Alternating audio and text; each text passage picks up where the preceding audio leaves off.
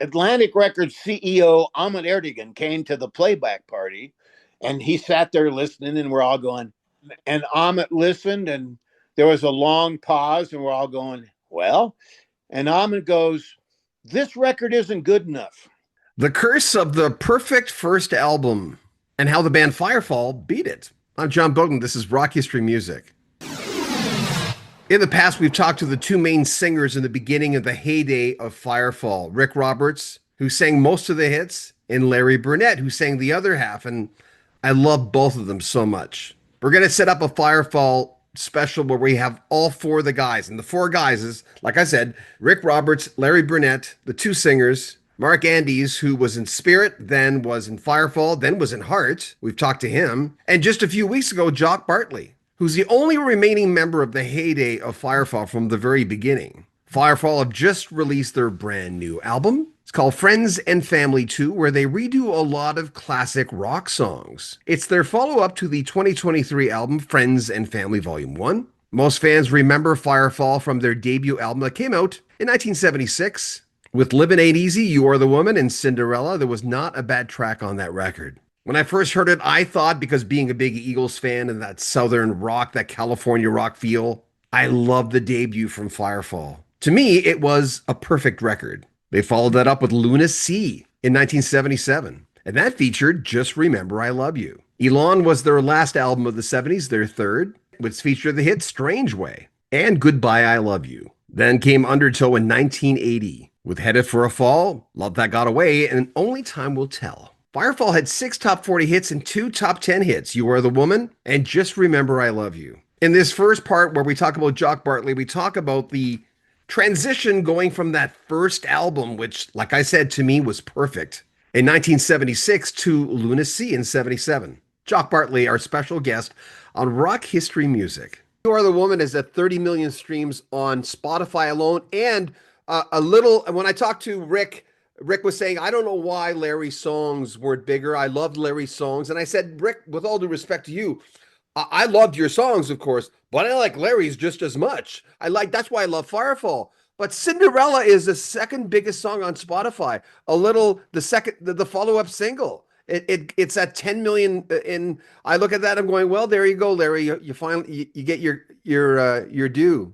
Yeah, except, of course, nowadays, songwriters and publishers don't really make any money. Yeah. And streaming and let's listen for free, or hey, we can download the record for nothing. And, back in, 20, 25 years ago, Rick Roberts, he was making a couple of $100,000 per year from all the royalties and airplay and stuff. And the rest of us in the band were making $40,000 a year, which in 1976 was a lot of money. But the songwriters made all the money, but that's the way it worked.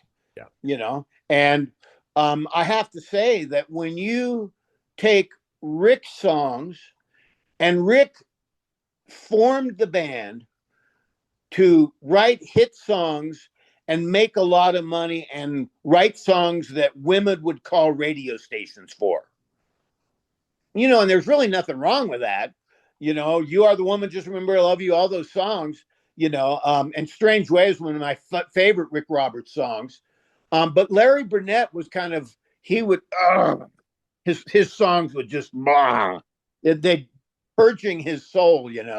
And he wrote Cinderella when he was 16 years old, which is like, hello, and so when you took Ricky's ballads and then all the songs leading up to his hardest, most rock songs, and then you put those up against Larry's ballads and then up to his hardest rock songs, the variety of Firefall songs was unbelievable and fantastic. And like I had just said, in our first week, to hear 20 of those songs in our first week, Mark and I are looking like we got something here. And on our second record, we made the record down in Miami with Jim Mason and took it out to LA to finish it. And Atlantic Records CEO Ahmet Erdogan came to the playback party, and he sat there listening, and we're all going. And the name of the record was Tropical Nights then, from a song of Rick's. And Amit listened, and there was a long pause, and we're all going, well, and Amit goes, this record isn't good enough after your first album. You need to go back in and rework a few of these songs. And Rick, why don't you write a couple more songs, and it'll be no problem, and we'll just put it out a couple of months later. And we went, oh, okay. And we went back in, and Just Remember I Love You had been recorded in the first batch for the second record. We recorded it again and made it a little faster and a little punchier, and actually improved the song, the recording of the song. Rick added So Long and some songs, and that was the first of 3 albums to follow, our second, third, and fourth, where we finished the record, then realized it wasn't really good enough. Because I'll tell you what, to compete with that first album of Firefalls, which came out real fast, it was like we were done in 3 weeks, that was hard to measure up to. And I'm so glad that Amit said, and he was right, the album really wasn't good enough. And we might have had a hit song off of that, but our career would have not kept just going on the upswing, I think. So Amit heard the earlier version of Just Remember I Love You, and then you guys Well, he heard that in the middle of the album Tropical Nights, and he said the whole album isn't good enough. I don't remember if he said I like Just Remember I Love You, but he said, Rick, write some more songs, and you guys go back into the studio in a month or two, and we're good. It's more important to have a really, really good and better second record after that first one than to put this one out. Why was it changed to Lunacy? Tropical Nights, the song got dropped, which was a beautiful song and a slow, deal. But yeah, the second record that we made that was going to be Tropical Nights wasn't good enough. When we made Elan, our third album, and Firefall had a bunch of different managers over the years. And it seemed like for a few years, we had a manager lottery every year. Who wants to manage Firefall? And when Elan was turned in, Atlantic said, "Fine, this is great." It was the Tom Dowd album of Elan with Strange Way, and we were talking to Loggins and Messina's manager. We were talking to Kiss's manager. We were talking to Mick Fleetwood and Limited management, and Fleetwood, who was on the heels of Rumors, so he knew all about great albums. Mick Fleetwood took a listen and said, this album isn't good enough. You guys need to rework a few songs. And he basically told us for the third album what Amit had told us on the second album, and we went back in and added strings to Strange Way and added drums to, Sweet and Sour. Jim Keltner played drums on Sweet and Sour, and we beefed up our second record. And I think Rick wrote another song or two, and we kind of didn't put out the first Elan album that Atlantic had accepted. And Mick Fleetwood said, you got to redo this album. And we said, well, Atlantic already accepted Elan that we turned in first, and they, I think, are already starting to press it. And Mick said, it's never too late. And we went, really? He said, I'll be on the plane tomorrow if you go with me. And we went with Mick Fleetwood and Limited management. And the next morning, he flew to New York and had a meeting with everybody but Amit. And everybody's going, Mick Fleetwood, what's he going to do? He walks into Atlantic Records and he said, I represent Firefall now. And I hear that you're starting to press the Elan album. We want the presses stopped.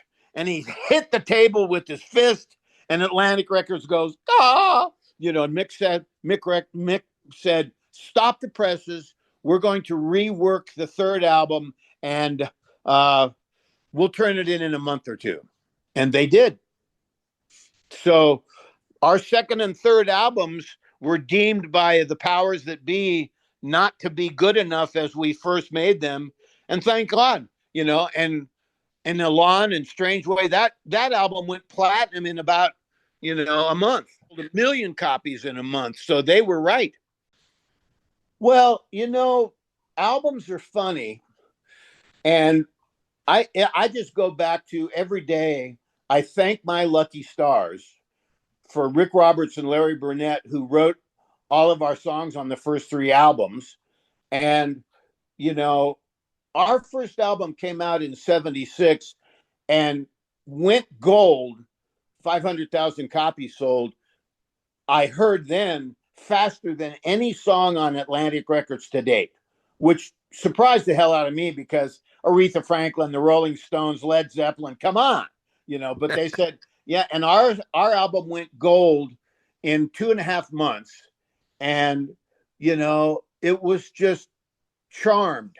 The songs to me are number one importance, for bands like Little River Band and Eagles and Dan Fogelberg and Firefall, the songs. And then, of course, the singer to sing them.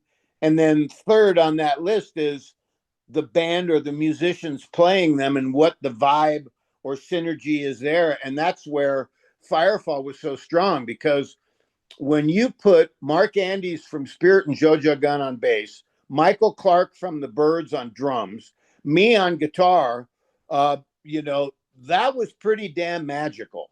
And then playing Rick and Larry's songs. I met Rick Roberts when I was playing with Graham and Emmylou in New York City. And I wasn't a very good country picker, but we were talking, you live in Boulder, I live in Boulder, we should get together. And when we did get together, I thought, and he thought, I was going to be the lead guitar player for his third solo record on A&M. And then Mark Andes, who was one of those many rock stars from LA who moved to the mountains above Boulder, when Mark Andes started jamming with us, it really felt like a band.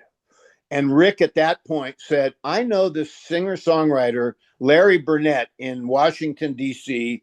He sings and plays great, and we blend really great together. Do you guys want to hear a song? And Mark and I went, sure, let's hear it. On reel-to-reel tape. Of course, it was before cassettes were invented. And the first song we heard of Larry's was Cinderella. And it was just like, oh my God, get him out here. So when Larry came out, in our first week of practice, before we had a band name, before we had any gigs, we had in that first week 20 to 25 original songs to work out by Rick and Larry. That's unheard of, and Mark and I were just like, oh, what else you got? And they had so many great songs. In fact, the songs that we worked on that first week included Mexico and Livin' Ain't Livin' and Cinderella and other songs that ended up being on our first album. So, when you're starting a band, you don't know what the hell you're going to sound like. And what songs are we going to play? Or what are we going to try to be like? We didn't have that at all. It was the musicians that we had, Mark, myself, and Michael, and later David Muse, playing Rick and Larry songs, which they sang great. You couldn't have asked for a better and more charmed situation. How did the idea start with doing the tip of the hat with the first album leading into the new one now? And the album, by the way, is Friends and Family. The first one put out about a year and a half ago. My manager, Lynn, and he's also our record label at Sunset Boulevard Records, called me about 3 years ago and said, the original members of Firefall played in a lot of other famous bands like Spirit, JoJo Gunn, the Byrds, Flying Breeder Brothers, me with Graham and Emmylou. He said, why don't you do an album of just their material? And I went, well, that's great, but let's expand that, because in 1976, our first year, our first album hit so big in 1976. We got to tour with Fleetwood Mac, first on the White Album and then Rumors tour. We got to tour with Loggins and Messina, Leonard Skinner before the plane crash, Marshall Tucker, Loggins and Messina, all these great bands. And we got to be friends with a number of them. And when Lynn suggested that idea, I went, oh, that'd be great. And so he said, that sounds great. So we went about selecting the songs, which some of them were really easy. You know, Loggins and Messina, Angry Eyes. I mean, that sounds like Firefall, really. We sound like that. But then there were some other ones that I didn't really know. And for instance, when it came time to choose a heart song, I went, a heart song? God, what heart song would we do? And my bass player, lead vocalist, John Basaha, said, I could sing the heck out of What About Love? And I went, bingo. What About Love? Not an Same easy thing song with, to sing. Not an easy song to sing. Ann Wilson, right? well, Anne's, one of the best female vocalists going. And yeah, John's such a good singer that, I mean, he's the first, the two best singers we've ever had in Firefall in 40 or 50 years were, of course, Rick Roberts and Larry Burnett on the early albums that they were singing their songs. Wonderful. But I've never had a singer like John Basaha in the band who's an LA. He's a screamer and he's an amazing singer and amazing lead vocalist. And same thing with the Doobie Brothers song on this Friends and Family 2 album. I said, which Doobie Brothers song? I mean, there's 30 you could choose from. And John said, I'd love to do a Long Train Running. The first single was Stephen Stills' Love the One You're With, that had Winona Judd and her husband Cactus Mosher playing and singing on it. Amazing. Our newest single is Mr. Soul by the Buffalo Springfield, where I got to try to put on my best Neil Young lead guitar impression. Neil Young has said that he was inspired by Satisfaction on that song. Oh, of course. In fact, it's, everybody in the world, the first time they heard Mr. Soul back in 1968 said, shit, this is Satisfaction. He added just a little bit, but, back then in the 60s and 70s, plagiarism and copying, somebody else's song was done all the time. And, I love the song Mr. Soul, even though it was a cop on Satisfaction, which to me is one of the best Rolling Stones songs there is. Sail on Sailor. And I remember when someone came up to me and said, you ever notice the only Beach Boys song classic rock plays is Sail on Sailor? I said, yeah, the one song, which you guys just did, that kind of sounds like the Beach Boys, but doesn't. Van Dyke's Park, Brian Wilson, that's my favorite Beach Boys song. Oh, really? Yeah. Well, that was another quandary for me as producer of the two records. I kind of wanted to do, because we used to tour with the Beach Boys all the time. We went to Japan with Beach Boys, Doobie Brothers, Firefall, and I kind of thought, well, which Beach Boys song is appropriate? Now, immediately, part of my brain said, not any of the surf stuff. And I kind of wish I hadn't have discounted that so quickly, because a few of those surf songs might have been really fun to recover. Well, plus your harmonies in that band, the harmonies in that band too, right? Well, yeah, exactly. And I didn't know which Beach Boys song. And Lynn, our manager, actually said, why not Sail on Sailor? And I went, well, now there's a hit that wasn't a big hit, kind of an obscure song for the Beach Boys at the time.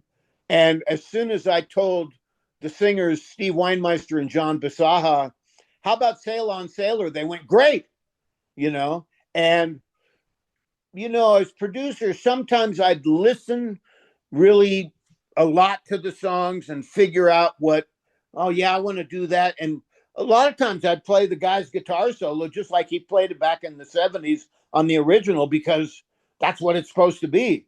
And then on other tunes, we kind of, went a little bit further. But Sail on Sailor was a fun song, and that was the last song that we picked and recorded for our Friends and Family 2 album. Yeah, I really like Well, it. I'm glad you like it. On the first album, you did World Turning from Fleetwood Mac. Oh, And I like when you called, when I called the 75 album, the White Album, as you referenced a while ago, I'll always get people going, there's only one White Album. I'll always go, come on, it's just a nickname they gave the album in right. 75. No big deal. We're not disrespectful. I love the Beatles. But anyway, thank you for that. I was talking to Jim Messina a few years ago. It was cool, and he was in his kitchen. He had this most beautiful kitchen. Jim told me, he says, at the time of Kenny Loggins, he had a choice between Dan Fogelberg or Kenny Loggins, and he didn't pick Dan Fogelberg, not as a duo, because originally, as you know, Loggins and Messina was supposed to be him, sitting in. So he didn't want to produce Dan Fogelberg because he says Dan kind of wanted to go into the direction of his older stuff, right? A Buffalo Springfield. So he picked Kenny. So let's go back to Dan Fogelberg. Longer to me is one of the prettiest songs that's ever been. That song just makes you stand still and stare at the speakers. Right. That is one of his best songs, and that song was picked for our Friends and Family album because Steve Weinmeister, when I said, "What Dan Fogelberg song do you want to do?" Because Mark Andrews was in Dan's band for a few years, later in his life, in Mark and Dan's life, and Firefall sat in with him, and Dan would come and sit in with us when we were playing the Good Earth before we had our record deal, and and Steven said longer, longer, and I went, oh, okay, because that's another one that I was thinking more of a rock song of Fogelberg's, but I'm glad we picked longer, and I'm glad that I really kept it close to the vest on that one. Well, And you if I, played part of the plan on the first album. That's kind of a rocker. yeah, that's true. And on longer, Dan's guitar parts, are the guitar parts that, almost everybody expects. And yeah, I could have played something different, but I wanted to keep the honoring thing going, and and pretty much play Fogelberg solo because it's perfect. A sense of purpose is why we got into music. And why should that leave? And why wouldn't you Right, want to do what you're doing? right. And you know what? Going into these new albums, I knew that we weren't going to get any radio airplay. I knew that we weren't going to be in stores, which are kind of obsolete now, but I knew we wouldn't sell any in stores or probably online much. We do sell a lot of CDs at our gigs now, but it's not about the commerce and the sales of that. It's about creating new music, which in our case with Friends and Family was new, recognizable old music, but in sometimes really fresh new ways. Because, there's a lot of kids out there, who are in their 30s who haven't even heard of the Doobie Brothers, much less Firefall, and so it was almost like a history lesson. And I'll just give you one little example on our new single, the third single off of Friends and Family 2, um, Mr. Soul by the Buffalo Springfield.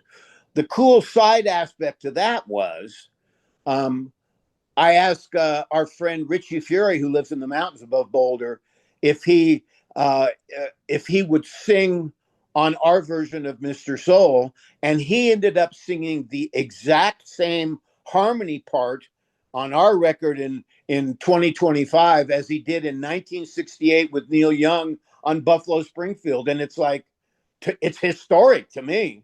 Richie Furay, man, woo. I love Richie. I love talking to him. I asked him once. I said, when you became a preacher, I mean it's a different machine now.